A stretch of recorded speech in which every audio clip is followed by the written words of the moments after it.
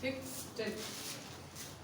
कल जिन लोगों ने सुना होगा यानी क्लास तो बहुत अच्छी तरह समझ में आया होगा, परंतु कल की क्लास को लेते हुए मैं आज आगे बढ़ रही हूँ। मैंने आपको जैसा बताया कि भारत के संविधान को समझने के लिए आपको टॉपिक ही दिया है संवैधानिक विकास। ठीक, तो जो विकास है ये कोई एक दिन में होने की चीज नहीं है। उसे विकास प्राप्त करने के लिए वर्ष दर वर्ष समय दर समय उसे बढ़ना पड़ता है, तब वो विकास की ओर पहुंचता है। ठीक है, अब अपन को चूंकि देखना है भारत का संविधान।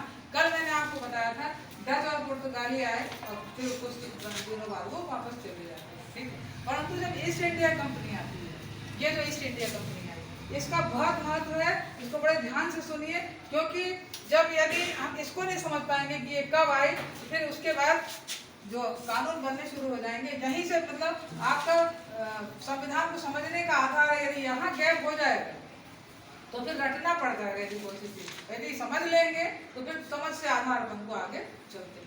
ठीक है, तो यहाँ देखिए 16वीं शताब्दी में ईस्ट इंडिया कंपनी भारत आती है, मतलब मुगल काल में भारत आती है ईस्ट इंडिया कंपनी। और मैंने कल बताया था कि ये प्रयास किया गया था सम्राट से कि हम कुछ समय के लिए यहाँ आपके कुछ एरिया में व्यापार करने के लिए आ रहे हैं, फिर आप मतलब व्यापार करके चले जाए। ठीक है, राजा ने अनुमति दे दी। क्यों? सम्राट ने। क्यों? कि कुछ रुपए पैसे की बात थी कि आप इतना पैसा हमसे ले लीजिएगा, वो दे दीजिएगा, और फिर जैसे आदान प्रदान आज अपन वैदेशिक संबंध करते हैं, उस जमाने में भी वैदेशिक संबंधों को देखते हुए ऐसा कहा। ईस्ट इंडिया कंपनी भारत आ जाती है और उन दिनों कलकत्ता, बंगाल, मद्रास अकेले अकेले थे, पृथक पृथक जगह उनका विस्तरण चल रहा था। ठीक है, जब केरल के नजदीक आकर ही ईस्ट इंडिया कंपनी आई, क्यों? समुद्र मार्ग के माध्यम से आया, तभी तो वो आया, ना वायु मार्ग था ना कुछ था। तो यहाँ पर जो गरम मसालों का जो बिजनेस होता है, वो जो प्रचुर मात्रा में पाए जाते थे, उसके माध्यम से उन्होंने सोचा वहाँ जाके हम अपना व्यापार करेंगे। ये जो गरम मसाले थे उनकी जो कच्चा माल था अन्य चीज़ों का भी, क्योंकि आप ये बंगाल भी बहुत रिच है, कलकत्ता भी बहुत अपनी खनिज संपदाओं से रिच था, तो यहाँ से कच्चा माल ले जाके वो लोग सोचे हम वहाँ जाके बिजनेस अपना कर लेंगे। जब उनको लगा कि नहीं लेके जाना करना, और ये क्यों ना अपन ऐसा करें कि बिजनेस अपन यहीं कर सकते हैं, धीरे धीरे अब ये जो यहाँ पर है एक ऐसी मीटिंग होने लगती है ब्रिटेन में कि क्यों ना हम ऐसा करें कि इनको हम अभी व्यापार करने के लिए भेज रहे हैं। ठीक, तो ईस्ट इंडिया कंपनी व्यापार करने आती है। अब जब व्यापार करने लगती है तो ये लगता है कि अब कैसे करें, कि अब जो भारत था वो ये नहीं समझ पा रहा था कि अब हम अधीन होने जा रहे हैं। ठीक है, अब अधीन तो हम हो गए, अब हमको चूंकि उसका बहुत बैकग्राउंड ही पढ़ना है, तो हमने उस बैकग्राउंड को समझने के लिए दो भागों में बांट दिया। 1667 से लेकर के 1857। 1857 की यहाँ जो क्रांति आती है, जो मैंने कल बताया था भारत की जो प्रथम क्रांति हुई 1857। जब 1857 की क्रांति आप जानते हैं कि विफल हो जाती है। क्यों? क्योंकि मंगल पांडे को आक्रोश आया जब वहाँ उनसे जब कहा गया बारूद, वैसे वो बारूद हमेशा खोला करते थे, जब किसी ने बताया कि ये जो बारूद है आप मुँह से खोलते हैं और उसमें किसी जानवर की चमड़ी दी गई है और आप ब्राह्मण होकर के इसको खोलते हैं, तो ये तो आपका धर्म भ्रष्ट होता है, आप रोज कहिए, कुछ भी कहिए, यहाँ पर ऐसा होता है। और यदि आप झांसी तरफ जाइए तो झांसी की रानी का जो विश्वसनीय उनका पात्र था, उसने पूरी तरह अंग्रेजों को बता दिया कि वो इस गेट से जाएंगे, उधर चले जाएंगे और यदि उधर तरफ से उनको घेर लेंगे तो जितने उनके युद्ध की चीजें हैं सब कुछ छूट जाएंगे, तो उनको उन पर असर करना आसान हो जाएगा। तो झांसी की रानी अपने महल से तो निकल पड़ती हैं मगर उनको आगे चल के कहीं से सहयोग नहीं मिलता। तो इधर मंगल पांडे वाला विद्रोह, उधर झांसी की रानी को आगे चल के जहाँ जहाँ उन्हें जगह मिलती है, चाहे वो पहुंच जाए ग्वालियर और आगे चल के, उन्हें कहीं सहयोग नहीं मिलता। इसमें वही एक आप लोगों ने गाना सुनी होगी, बुंदेले हरबलों के मुख हमने सुनी कहानी।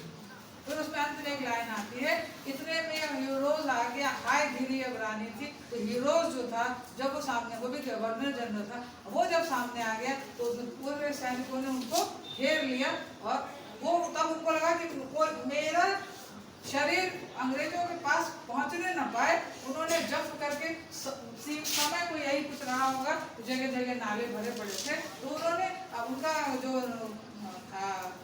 घोड़ा बहुत घायल हो चुका था, उन्होंने जी जान से घोड़े के साथ जब्त कर दिया उधर जहाँ की नाला वो पार कर चुकी थी। तो अंग्रेज नाले को पार नहीं कर पाए और वो नाले को पार करते हैं। दो तरह की बात कही जाती है कि वो इतनी घायल हो गई थी कि कभी और कोई मतलब किसी जगह कहा जाता है कि झाड़ फूस की ऐसी कोई जगह थी कि वहाँ उन्होंने आग लगा दी अपने को, मेरा शरीर अंग्रेजों के पास पहुँचना ना पाए, वो मुझे टच करने ना पाए। और जब उनको श्रद्धांजलि दी गई तो हीरोज ने कहा था, इतने भरे भारत में यदि कोई मर्द था तो वो थी झांसी की लक्ष्मीबाई।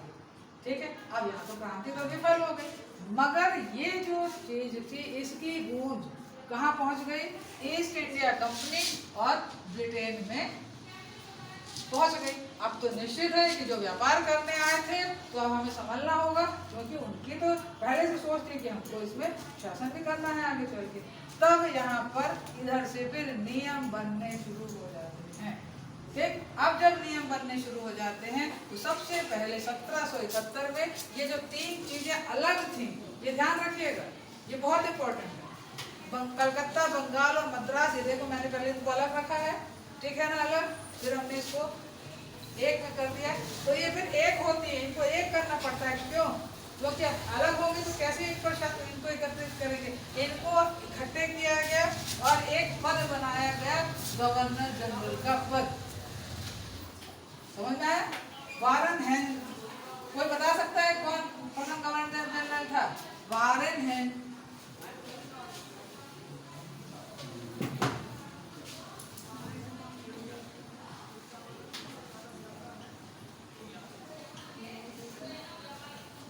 वारेन हेस्टिंग्स प्रथम गवर्नर जनरल था।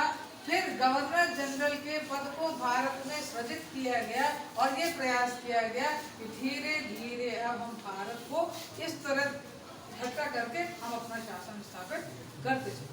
ठीक है, तो ये तो पहले तीनों को अलग रखा गया, फिर एक नियंत्रण बोर्ड बनाया गया और ये कहा गया कि अब कहाँ का नियंत्रण बोर्ड बनेगा? ब्रिटेन से नियंत्रण बोर्ड बनेगा जो भारत को नियंत्रित करेगा। ठीक, एक तो ये नियंत्रित बोर्ड है। दूसरा एक आ रहा है अधिनियम, और ये आ रहा है 1771 का, ये मैंने जो रेगुलेटिंग एक्ट है, किसी एक्ट के माध्यम से, देखिए ये एक्ट बहुत इंपॉर्टेंट है। क्यों? क्योंकि ईस्ट इंडिया कंपनी को का जो भाव था वो भारत ने देख लिया था, हमारा क्रांति विफल हो चुकी थी, यदि विफल ना होती तो भारत में कुछ स्थिति और होती और हमको संभलने का मौका मिल जाता। उनको लगा इनको संभलने का मौका न मिले, हमको इन पर हावी होना है, उन्होंने एक से एक पदों का सृजन किया, एक से एक अधिनियम वहीं से बनाने लगे कि हम वहां से इनको कंट्रोल करने लगे। ठीक है, एक तो ये हुआ।